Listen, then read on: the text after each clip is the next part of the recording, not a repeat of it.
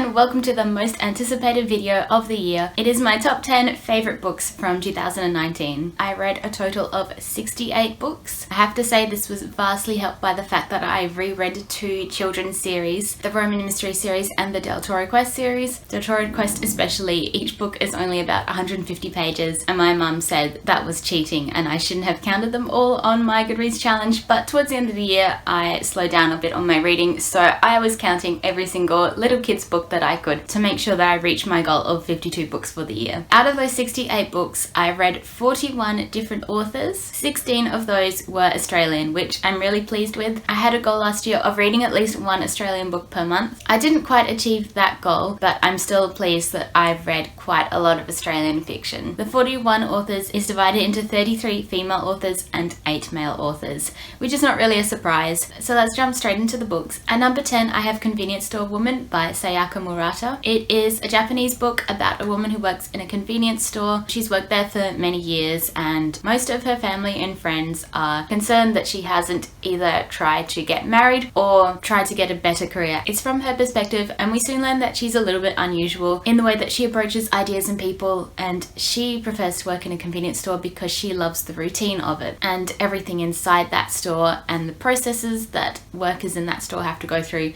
really makes sense to her, whereas the way that people generally behave do not make sense to her at all. I thought it was a really sweet but weird story and really poked around inside the expectations that society often impresses on us, whether those are overt expectations or more subtle ones that you might experience, and I found it immensely relatable in many ways. Number 9 is High Sobriety by Jill Stark. This is a memoir from a Scottish-Australian author. She decided to give up drinking alcohol for an entire year, and this book chronicles her experience going through that. As someone who chooses not to drink most of the time because it's not something I particularly enjoy, this book was so fascinating to me to see the perspective of someone who really does love to drink, but was recognizing that this love of drinking was becoming problematic. Jill is really open and honest about everything that she's going through throughout the whole year, both the upsides to not drinking and the downsides. And I think anyone, whether you're a drinker or a non-drinker, should read this book because alcohol consumption is a thing that really affects most people in the world, but it's not something that's talked about as if it's a problem most of the time. And this book is really pointing out that there are lots of people who may not be alcoholics as such, but still may be drinking in not an entirely healthy or safe way. I really love the way the book examines the societal pressures to drink. I find that more people get upset by the fact that I don't drink alcohol than the fact that I'm vegan, and you know how much people hate vegans. So, at number 8 is Room for a Stranger by Melanie Cheng. Melanie is an Australian author who wrote a short story collection a couple of years ago that I actually enjoyed. Room for a Stranger is about an international student in Melbourne who goes to live with an older lady who has been living alone for a while, so she decides to open up her house to allow a student to stay in it. It's a lovely sweet story on the surface that really delves into some very serious issues underneath about the intersection of different cultures, about the intersection of different age groups, about how sometimes out of these differences a real friendship can form. And I said this about Australia Day as well, but I think Melanie Cheng depicts the way that Australia really is better than I've seen anyone do so in a novel. Number 7 is Claudine at School by Colette. I wanted to read this book after I watched the film Colette starring Keira Knightley about the author and was fascinated by her life and was fascinated about the way that originally she wrote these books and then her husband Willie published them under his name, which was something that he did with a bunch of writers, and then the amazing way that she was able to reclaim her stories, which were heavily based on her own life and her own childhood. It's such a great story that I was very curious to go and read the actual stories that the real life Colette had written. I certainly found the writing a little repetitive in this book. Possibly in the original French it is much better than it is translated into clunky old English, but the actual character of Claudine really shines through regardless,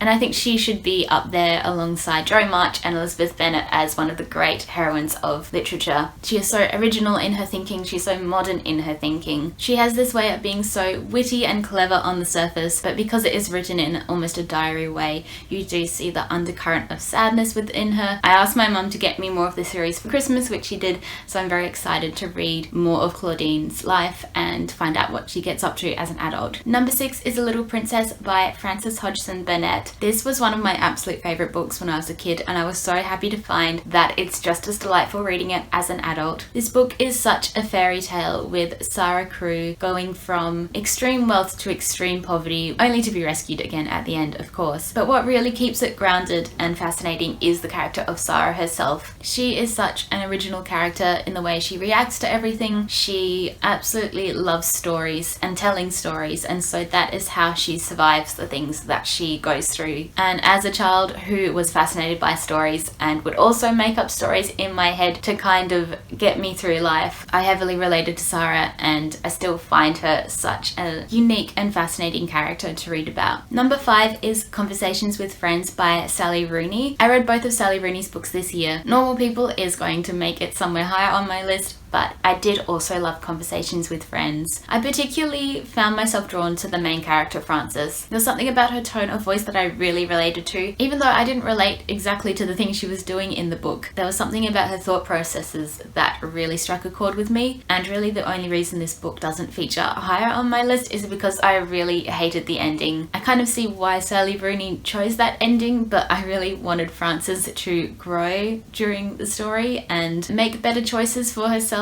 I probably wouldn't have cared so much about the ending if I wasn't so invested in her as a character, so I think that kind of goes to show the power of Sally Rooney's writing when it comes to constructing characters. Number 4 is the Deltora Quest series by Emily Rodda. The author's real name is Jennifer Rowe. Emily Rodda is the name she uses for her children's books. This is just the first series in the entire series. There is 3 altogether. Effectively, these books are a fantasy quest. The first series follows Leaf, Barda and Jasmine, who travel across Deltora in search of 7 gems that make up the belt of Deltora, which is beautifully recreated on the spines of the books. Again, these were an absolute favourite of mine when I was a kid, and I loved the experience of rereading the entire series. These books are renowned for including a lot of puzzles and games that you could actually try and do yourself. They're just really fun, very exciting. I honestly sped read through the last series within I think a day or two because I had to find out what happened, so it was really fun to be a kid again and be so involved in a story like that. Number 3 is Northanger Abbey by Jane Austen. I decided to start reading Jane Austen's works in 2019 and thought that I would read them in order of how she wrote them. So I believe Northanger Abbey, even though it was published posthumously, was actually the first book that she completed. I think a lot of people dismiss this story because of that and find it a little less sophisticated than her other books, but I absolutely adored this. More so I think than when I first read it. Even though it is a satire on books that aren't particularly read anymore, mainly gothic fiction that I guess was the 50 Shades of Grey of its time, I think this might be one of the more relatable books that Jane Austen has ever written. Its depiction of a teenage girl who has a high imagination but no experience in the world, and the way that she inappropriately reacts to things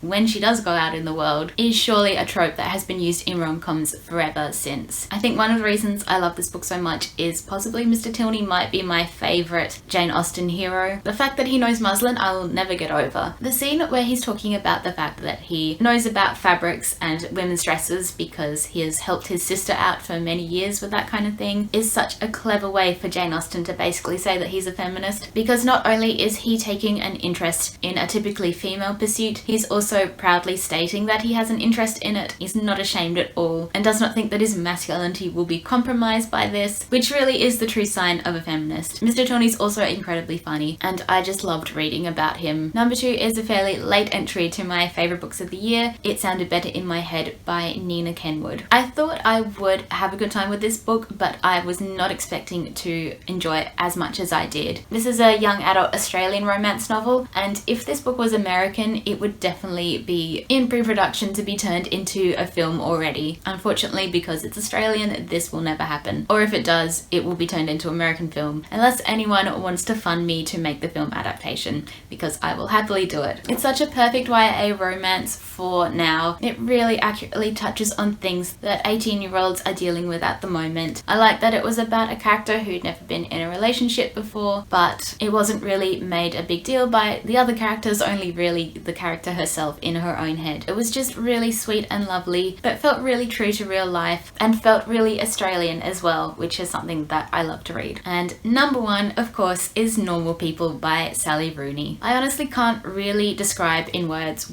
what it was about this book that made it all-consuming. It's not that I especially love the characters. I found them fascinating people, but I did not relate to either of them particularly. I did relate to the fact that these characters were going to uni during the exact same years that I went to uni, which was quite cool. But the way it jumps in and out of these characters' lives and focuses entirely on the times when these two characters intersect over the years, it just entirely draws you in. It's the kind of book that I have to read again to really remember what even happened in it, because I literally just swallowed it whole. That kind of writing where you forget you're even reading and feel like you're just watching the events unfold is so rare, and Sally Rooney is insanely talented to be able to pull that off. It's so rare for me to find a book that I cannot wait to read again, but I really can't wait to reread Normal People. So that was my top 10 list for 2019. Please let me know your favourite book of last year in the comments below. I hope you have a great day and I will see you soon. Bye!